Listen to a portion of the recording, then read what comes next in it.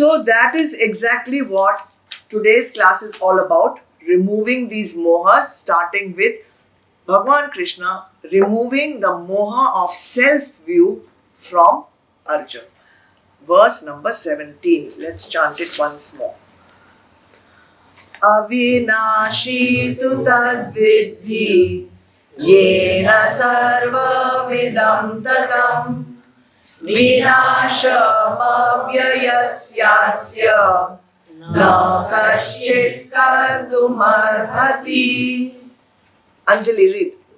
Know that alone to be imperishable, which pervades this universe, for no one has the power to destroy this indestructible substance. So, up to chapter verse 16, up to there, Bhagwan has already explained to Arjun what is Sat and what is Asat. So, up to there, he has explained Sat and Asat. Now he is telling Arjun, know that to be imperishable, know that whatever is imperishable is pervading this entire universe. This word pervading is a beautiful word, and we will come and understand exactly what it means. And generally, we don't use this word in general spoken or even only in certain spiritual books. You will understand, get this word pervading. No one has the power to destroy that substance, that tattva which is indestructible. Let's go word by word. We start with the word vidhi. No. It comes in tad vidhi. So the vidhi part. Vidhi means to know. Tat, that. Tat vidhi, know that. Two, indeed.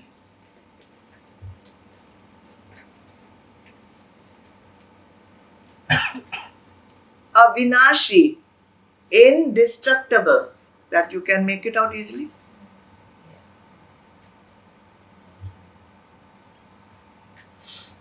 Yena, by whom? By whom? Idam, this.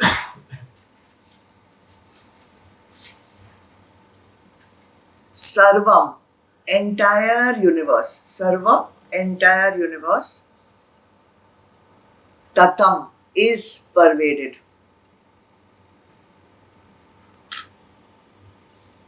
So this much comes to know that indeed to be indestructible, by whom this entire universe is pervaded. That which is pervading this entire universe, know that it is indestructible.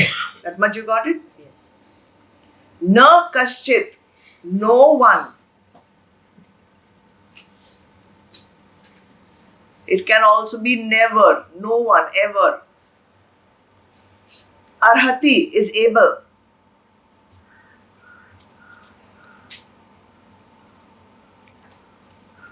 Kartum, to cause.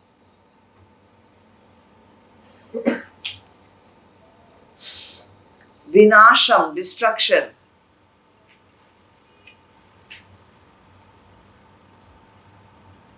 Avyayasya, of the imperishable. No one is able to cause the destruction of the imperishable.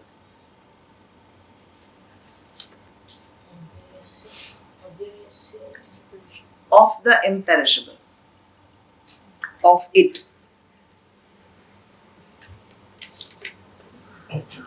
So there are two words which will keep coming again and again. Avinashi and Nitya. Avinashi meaning cannot be destroyed. Nitya meaning, where is Nitya? Where is Nitya? Nitya, you know the meaning of your word name? Yeah, he's eternal. Correct. Nitya, eternal. Avinashi, indestructible. Now, many things appear to be eternal. Like Panchabhut. Are they eternal? Vayu, Akash, are they eternal? No. Then what are they? They are subtle. They keep changing. Keep changing the form. So, correct. So, but they are always there in some form. You're getting it? They are always there in some form. Because we are made of Panchbhut, right? So, we are always going to be there in some form. So, that is eternal. But that which exists and can never change the form, Avinashi. Try to see the difference between the two. Nitya meaning eternal. Panchbhut also is eternal, but it changes its form. But in a changed form also it exists. You getting it? So that we will call Nitya. But that which never changes its form, ever, Avinashi. So let's try to make the difference between these two. Bhavna has not got it still, right? See, the air, the fire, the water, the earth, and space. These are called Panchbhut. Panchbhut is from what everything in the universe is made up of. There is nothing in the universe which is not made of Panchbhut. Then how is it there's such a difference between me and this table? Because table also has Panchbhut. I'm also Panchbhut, but how we are so different, right? That means because the proportions of these five bhutas, substances, matter, is in different proportions in the table and in me. Or it's in different proportion to the liquid, it's in different proportion to the atmosphere, it's in different proportion to this flower, but everything is Panchbhut. Everything that you see is Panchbhut, but it's in different proportions, but it is there. Right? So because it is always there, it is eternal, Nitya. But that which is Avinashi will never have this proportion changing. It will always be same. And what will be Avinashi? Which is the only thing that can be Avinashi? Atma. So that makes the difference between Atma and Prakriti. Atma always existing but no change. Prakriti always existing but with change.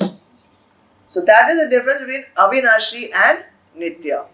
So what is he saying is Avinashi? He is not using the word Nitya here, he is using the word Avinashi. That which will always exist without any change. Every atom in our body has always existed somewhere before you were born. Every atom in your body has always existed before you were born. Yes or no? Yes. Right or wrong? Yes. How? Tell me. The plant that Plant, you eat the food that is making your body, that became in the everything. If you take it backwards, every part of my body, every atom of my body has existed before I was born. And it had also existed in somebody else before I was born. And it has also always existed in somebody else's body, some other animal's body, in some person's body before I was born. Therefore, I have atoms of so many people in my body. Just think about that. So it is eternal, but goes on changing. Goes on changing. What is Avinashi is that which is eternal, which never changes, that is Atma, and that is actually my Swarup. That is actually who I am. Because this is the millions and millions of people are here, maybe here, somebody is here, somebody else is here. somebody is here, somebody is here. Who knows what all is in my body? Who all are in my body? Who knows? Right? But I, where nobody else is there, that is my Atma, that is my Swarup.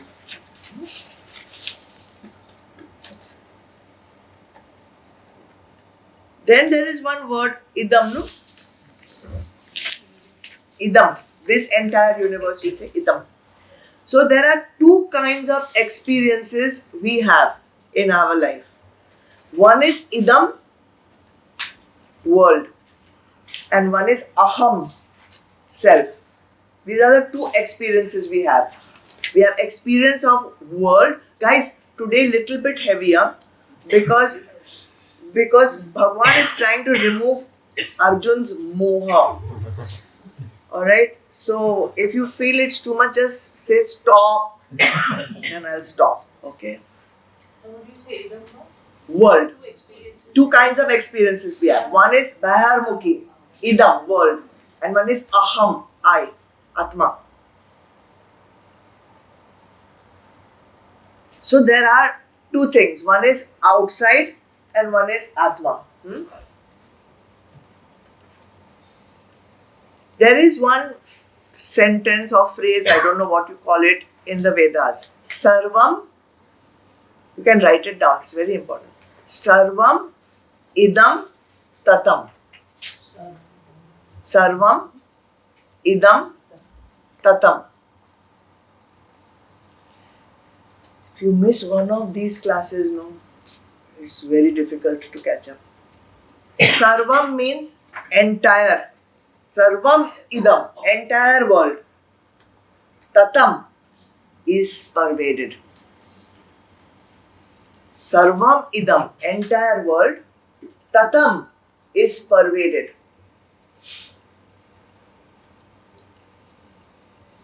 So here we are coming with this word pervaded. Atma pervades everything in the world in its unmanifest form.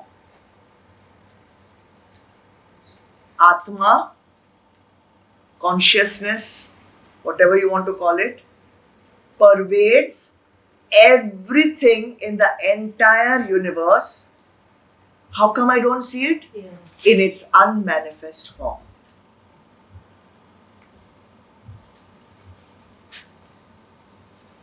Idam means world is pervaded by aham. You cannot experience the world without experiencing the self. You cannot experience the world without experiencing the self. How? I'm telling. Self is created. You say, I see the picture. I see the picture. Right? How you will see if you don't recognize that I is there? You cannot perceive anything without saying subject has to be there. Right? You cannot say I know this. To know some I has to exist. To see an I has to exist. I am talking to you. For that first I have to recognize that I exist. I exist. I have to know that there is an I, then only I can experience anything. Without I, there is no experience. That until there's a subject, how can there be an experience? Just a body. Just not even body. Whose body? I have a body. Without I, nothing can happen. There can be no experience without I. Are you following me? For every experience, you need I. For every experience in the world, you first have to recognize the I. So I is pervading all your experiences. Getting it? Are you talking the small eye or the big? There is only big I. Your moha is what is creating the small I. There is only one I. Small I will be body. Small I is your moha. Small I is your misunderstanding of what I is. And we call that misunderstanding ego. Ego is not being proud, oh, he's got a lot of ego. That is a lot rubbish use of the word ego. Ego just means thinking I am a person, thinking I am a mother, thinking I am a child, thinking I am a brother, thinking I am a spouse, thinking I am Indian, thinking I am tall, fat, thin, fair, ugly, pretty, whatever. This is all ego. That is the meaning of ego. False identity of the self. Ego ka meaning is false identity of the self, limited identity of the self, partial identity of the self. You can take it in any of these ways. That is the meaning of ego. Even for you to dream, one I has to exist, right or wrong. Even in a dream, the I has to exist. So I is always there. It is pervading every experience of ours in the universe. Is it clear? I'm trying my best to explain. I'm only explaining. Tulsidas also wrote one beautiful thing. I hope I can say it nicely. Hari Vyapak Sarvatra Samana Prema te pragata hoye me jana. Meaning, the entire world is pervaded by Hari. How come I don't see it? With love, it is revealed. The entire world is pervaded by Hari. With love, it is revealed. So here, Bhagavan Krishna is trying to show the relationship to Arjun between the body and the soul. Have you understood pervaded? Okay, this table is pervaded by what? Talking in ekdam, forget Atma and all that, okay? This table is pervaded by what? Wood. Wood. Everywhere there is wood. There is no part in this table which is not wood. Getting it? This is pervaded by what? Cotton. So where everything, every atom is made of something, that means that is pervading that substance. Getting it? So this body is pervaded by what? It is made of Panchbhut. If it is only Panchbhut pervaded, then I would be Shav. To transcend from Shav to human alive person, I have to be pervaded by Atma. Getting it now? Yes. Pervaded, tricky word. So if you say that this whole body is pervaded by Atma, where is it? Everywhere. Everywhere. But in scriptures, you will hear it has a location. Cave of the heart. Cave of the heart. It is in the heart region. Not that muscle which goes dhak. Okay, it is called region of the heart, and it is nothing to do with the anatomical heart. Okay, it's called cave of the heart.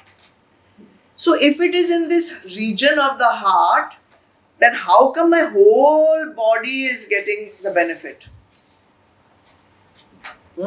How does it happen? So when you put sandalwood on your head, what happens? Coolness. Only head? The whole body gets cooled. Just by putting sandalwood on the head, the entire body gets cool. Just by the Atma being in the region of the heart, the whole body gets consciousness.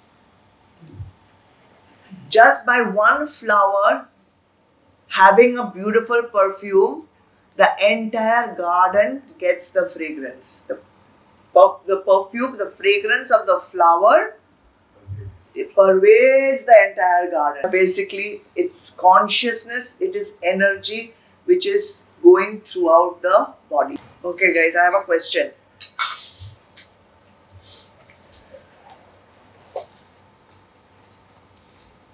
In this pot, where is the space? Inside. Hmm? Pot. Space is inside the pot, right? No, the pot is. Or pot is inside space. I'm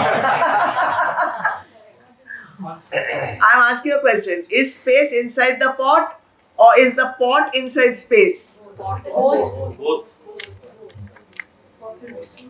Pot is inside space. If you break this, what has happened to the space inside? There is no separate space inside. The same.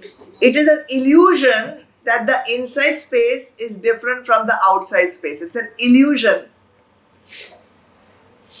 There is only space, and this pot is coming to occupy that space. So, is God inside you or are you inside God? Is God inside you or are you inside God? You are inside God. You understand? Because everything is Brahma and you are existing like this silly pot inside it. Understood? Got it? Everything is a wrong understanding. So that is why our self-view is wrong. That is why our self-view is partial.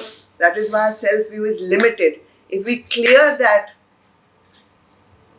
you will know who you are. Not only intellectually, but you have to experience it yourself. What is the purpose? Like a lot of people say, what is your purpose in life? To know who you are. So then how would you know who you are? Yeah, no, listen to Krishna, no, he'll tell you. You know, that is the real reason why we are born. Nobody has asked. Nobody has asked why we are here. What are we doing? And is there any difference between me and this table? Or is there any difference between me and this animal? Or for what am I doing? I've been given this life. Acha, I've been given a life. I didn't know that also. I just thought I was born and I just thought I have to eat and drink and procreate and die. You know. But is there a higher purpose? Is there a meaning to this whole existence? I'm spending my entire life earning, collecting things, stuff. And what had I die? And everything is left behind. So could that be the real purpose? These are the questions you need to ask yourself. And what am I going to do? What can I actually take with me? No. You will take your sanskars. You will take your karma. And you will also take your vasanas if you don't get rid of them. Excess baggage. Sanskar. Mein aa gaya sab. So make sure that you are using this life which you have been given for the correct thing. Otherwise, you will be cooking in the washing machine and washing in the micro. That is why the machines get broken down. That is why this machine also breaks down.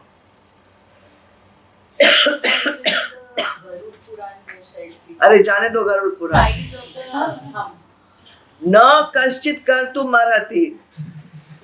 This Atma, which is imperishable, which is avinashi, cannot be destroyed by anyone at any time.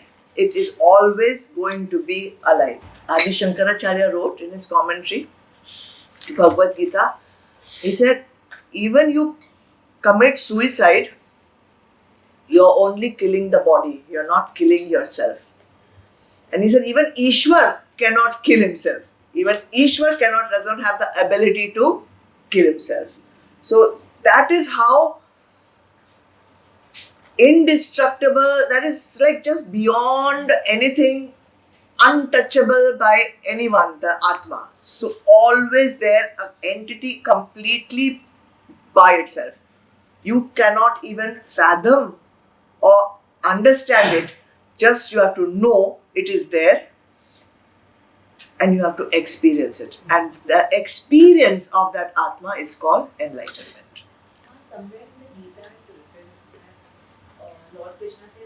am the one who's doing it. So then when suicides are happening, No. Please don't go into that. And where you read this? somewhere Some video and all, no? Ah. WhatsApp. Yeah. That is all WhatsApp University.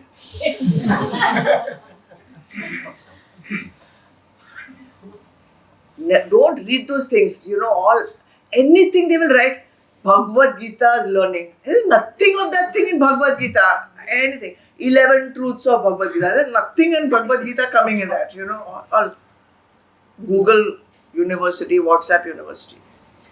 Avyay, another very important word. One is it's Avinashi, indestructible. And one is Avyay. Avyay means it doesn't lose any of its power. It doesn't lose any of its glory. It doesn't lose any of its strength. Doesn't lose any of its beauty. Doesn't fade, doesn't age.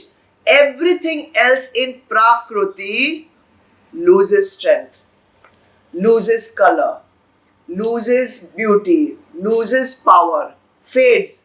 Right or wrong? This kapda will fade. A person growing old will age, will not look so beautiful, will not look so whatever. Everything will lose, fade.